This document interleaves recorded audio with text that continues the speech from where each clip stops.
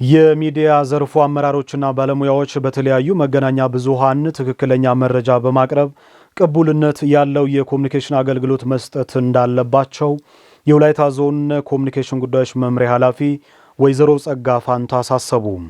የወላይታ ዞን መንግስት ኮሙኒኬሽን ጉዳዮች መምሪያ ከወላይታ ሶዶ ዩኒቨርሲቲ ጋር በመተባበር ለኮሙኒኬሽን ጉዳዮች ጽህፈት ቤቶች አመራሮችና ባለሙያዎች ስልጠና ሰጥቷል። ትዝታ ታከለ በዝርዝር ታስመለክተናለች። በዲጂታሉ ዓለም ታማኒና ፈጣን መረጃዎችን ለህዝቡ ለማድረስ የሚዲያ ባለሙያው ብቁ በመሆን ኃላፊነቱን መወጣት ይጠበቅበታል። በህዝብና በመንግስት መካከል ድልድይ በመሆን የሚያገለግሉ የሚዲያ ባለሙያዎችን ማብቃት ደግሞ ከዘመናዊው ዓለም ጋር የሚታረቁ መረጃዎችን ለማቅረብ ያግዛል።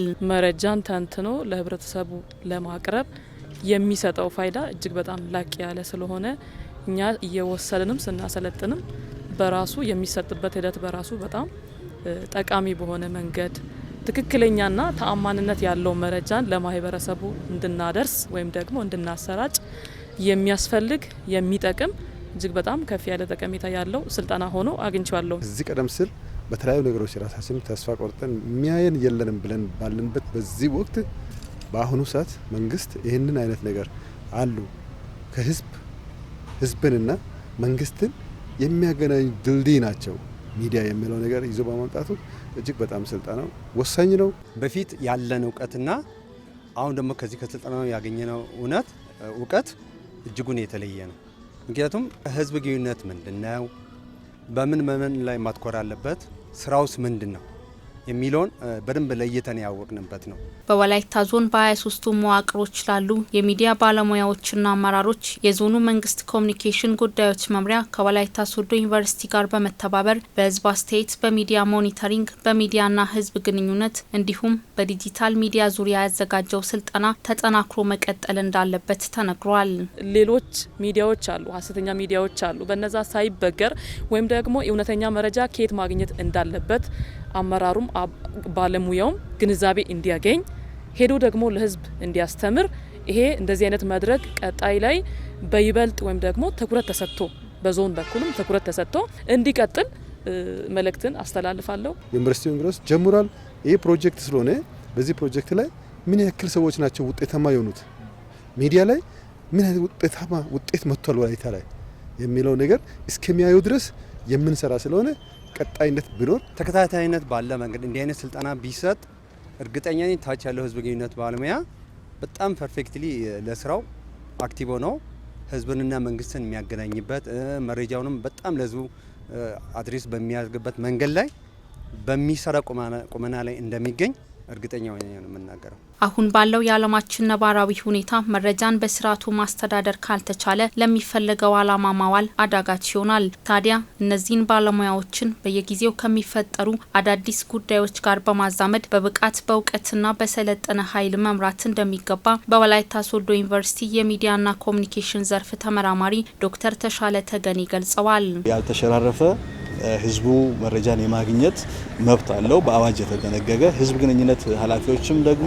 ባለሙያዎችም ለህዝቡ ፓብሊኩ በአዋጅ ይገደዳሉ ታማኒ የሆነ መረጃ እንዲሰጥ። ግን ልምምዱ ፕራክቲሱ ምን ይመስላል ሲባል መረጃዎች በሙሉ ከአንድ ምንጭ የሚቀዱ ወደ አንድ ያጋደሉ አይነት ሆኖ ስለሚታዩ ይሄንን ባላንስ ለመስራትና በሚሰራው መንግስት በሚሰራቸው ጉዳዮች ላይ ህብረተሰቡን ኢንፎርም እንዲያደርጉ አሁን አዳዲስ ልምምዶችን መጀመር አለባቸው ብዬ በግሌ አስባለሁ። በዚህ ዘርፍ ውስጥ እንዳለ የህብረተሰብን ሀሳብ፣ አመለካከት እንደዚህ ፐርሰፕሽን የምንላቸውን ህዝቡ ምን ያስባል ስለ ልማት፣ ምን ያስባል ስለ ዲሞክራሲ፣ ምን ያስባል አሁን እየሆነ ስላለው ነገር የሚሉትንም ሀሳቦችን ጭምር በዜና ዘገባዎቻቸው እንደዚህ በሚያዘጋጇቸው ኢቨንቶች በሙሉ ይሄንን ባላንስ ያደረገ ነገር መስራት ይጠበቅባቸዋል። የመንግስት ፖሊሲዎችና ስትራቴጂዎች ወደ ህዝቡ እንዲሰርጹ በትክክል ስለመተግበራቸው የሚከታተለውና ለህዝቡ የሚያደርሰው የሚዲያ ባለሙያው ከስልጠናው ያገኘውን ግንዛቤ ተግባር ላይ ሊያውለው እንደሚገባ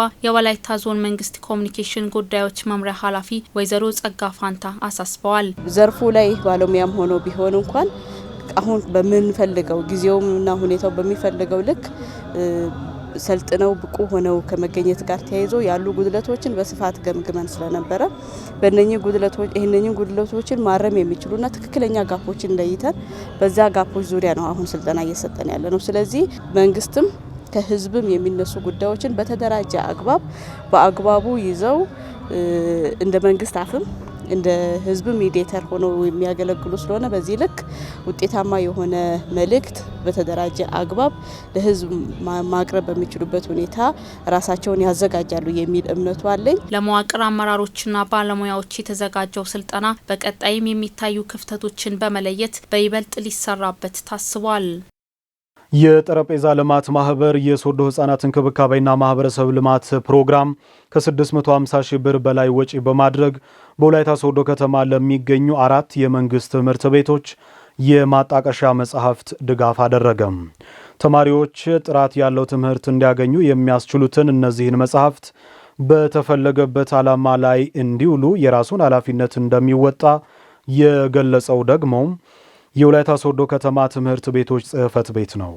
ዜናውን ያሰናዳው ዳግም አዴቦ ነው።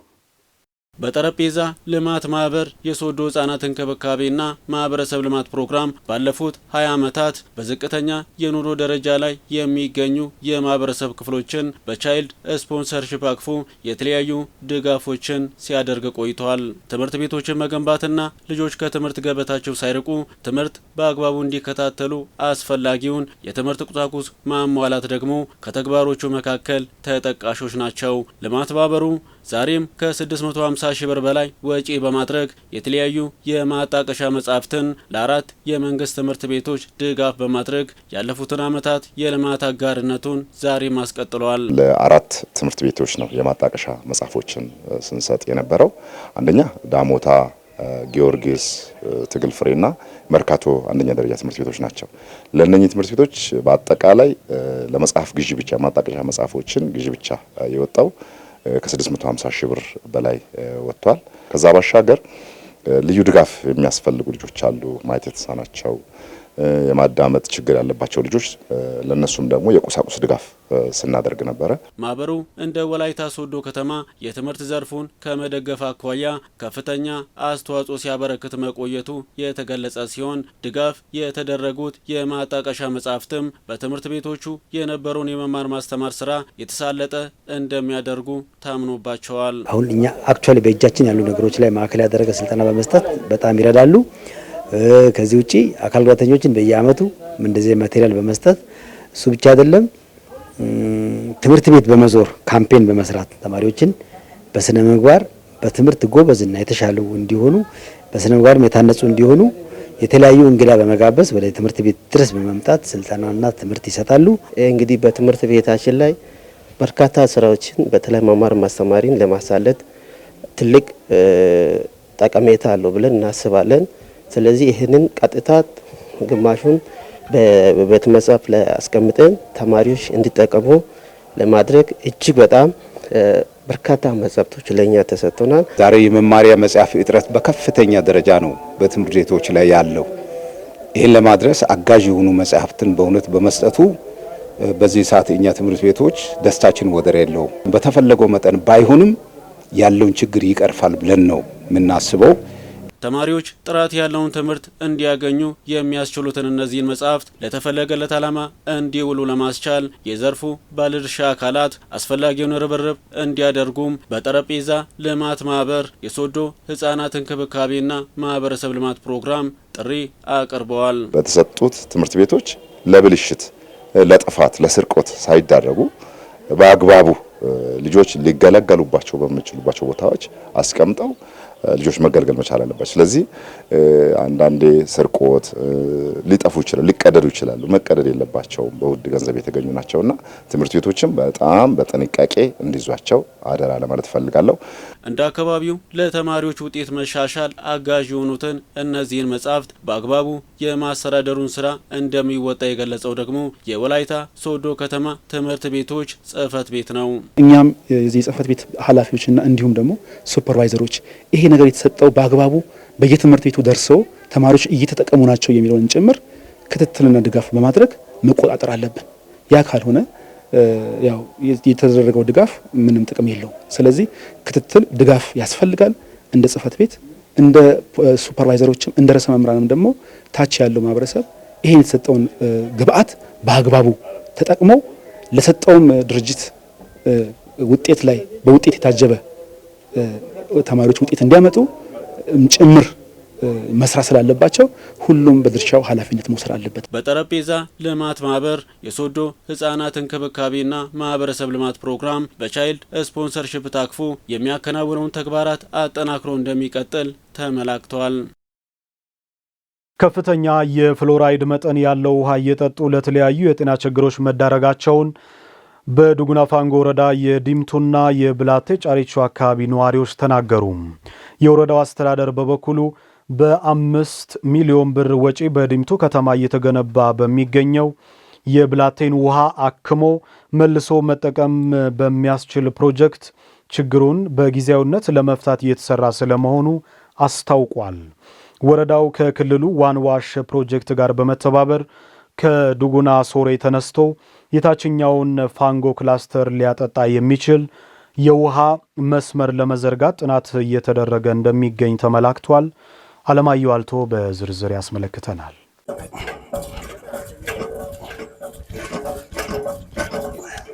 ይሄ ውሃ 99% ፍሎራይድ ያለበት ውሃ ተብሎ ጥናት ተደርጎ ህብረተሰቡ ይሄንን ውሃ እንዳይጠቀም የተከለከለበት ሁኔታዎች አሉ። በወላይታ ዞን የድጉና ፋንጎ ወረዳ የተለያዩ ጸጋዎችን የታደለ ቢሆንም እንዳለመታደል ሆኖ የንጹህ መጠጥ ውሃ ችግር በተለይ በታችኛው ፋንጎ ክላስተር ለዘመናት ምላሽ እንዳጣ እስከ ዛሬ ዘልቋል። የወረዳውን ህዝብ የንጹህ መጠጥ ውሃ ችግር ለመቅረፍ በተለያዩ ጊዜያት የተደረጉ ጥረቶችም ፍሬ አልባ ነበሩም። ከዳሞት ወይዴ ወረዳ ካልሆነም ከሐዋሳ በመኪና ተጭኖ የሚመጣ ውሃ ገዝተው እንደሚጠቀሙ ያመላከቱት የዲምቱ ከተማና የብላቴ ጫሪቾ ነዋሪዎች በንጹህ መጠጥ ውሃ እጦት ለተለያዩ ችግሮች እየተጋለጡ እንደሚገኙ ተናግረዋል። መንግስት ያዘጋጀው 16 የምትባል መንደር አንድ የተዘጋጀች ውሃም እሷም ሰዎቹን በአጠቃላይ በሽተኛና አጥንት ጎባጣ ስለሚያደርግ ሰው ተመርምሮ በምርመራ ውጤት ራሱን አውቆ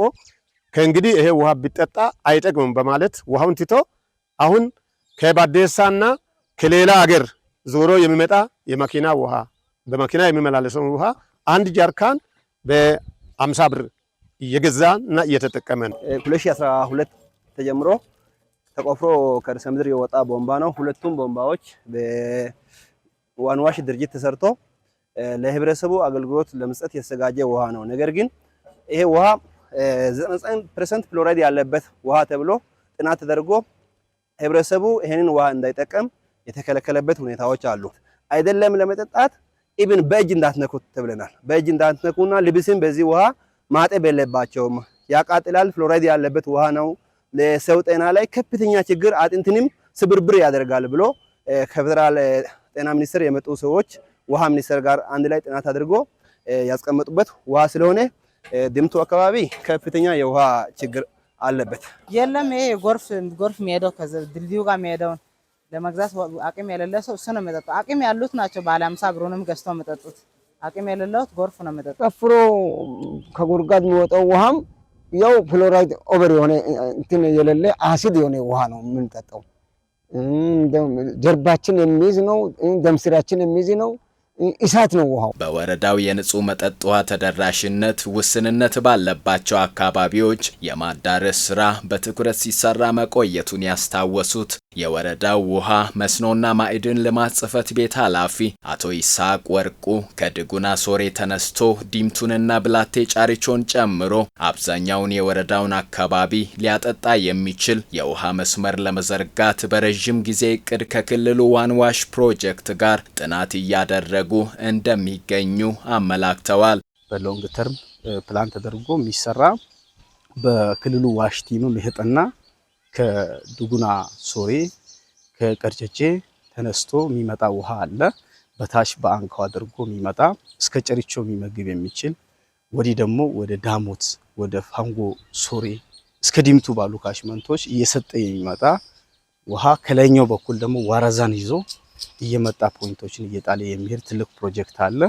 መቼ ይሆናል የሚለውን ነገር ስራ ውስጥ ተገብቷል። ኦልሞስት ከግማሽ በላይ በክልል የተገፋበትን አሰራርም ስላለ በቅርቡ ይመጣል የሚል በአካባቢው ዓመታትን ያስቆጠረውን የንጹህ መጠጥ ውሃ ችግር ለመፍታት ምን ታስቧል ስንል የጠየቅናቸው የወረዳው ዋና አስተዳዳሪ አቶ በረከት በቀለ ከወረዳው ሕዝብ 90% የሚያህለው የንጹህ መጠጥ ውሃ እያገኘ ባለመሆኑ የብላቴን ውሃን አክሞ መልሶ አጣርቶ መጠቀም እንዲቻል ታስቦ የተጀመረው ፕሮጀክት ችግሩን በጊዜያዊነት እንደሚፈታ ተስፋ ተጥሎበታል ባይ ናቸው። በቅርቡ በደምቱ ከተማ ያስጀምረው 5 ሚሊዮን ብላቴ ውሃን መልሶ ንጹህ አድርጎ የመጠቀም ፕሮጀክት በራሱ ይሄን ችግር የሚቀርፍ ስለሆነ እንደዛ ነገሮች ተራሽ አስቸኳይ ምላሽ የሚፈልጉ ጉዳዮች ላይ አስቸኳይ ምላሽን እየሰጠን ጊዜ ላይ በሚፈልጉ ጉዳዮች ላይ ጊዜ ተሰጥቶ የሚመለከታቸው አካላት አስፈላጊ ስራዎች እየሰሩ እንዲኖሩ የማድረግ ስራ በደንብ እየተሰራ ይገኛል። በተለያዩ ጊዜያት የተቆፈሩ ጥልቅ ጉድጓድ ውሃ ከፍተኛ የፍሎራይድ ይዘት ስላለባቸው እየተቆፈሩ መልሰው በመዘጋታቸው በንጹህ መጠጥ ውሃ እጦት እየተቸገሩ ለዘመናት የኖሩ የታችኛው ፋንጎ ክላስተር ነዋሪዎች ጥያቄ ዛሬም ምላሽ ይሻል።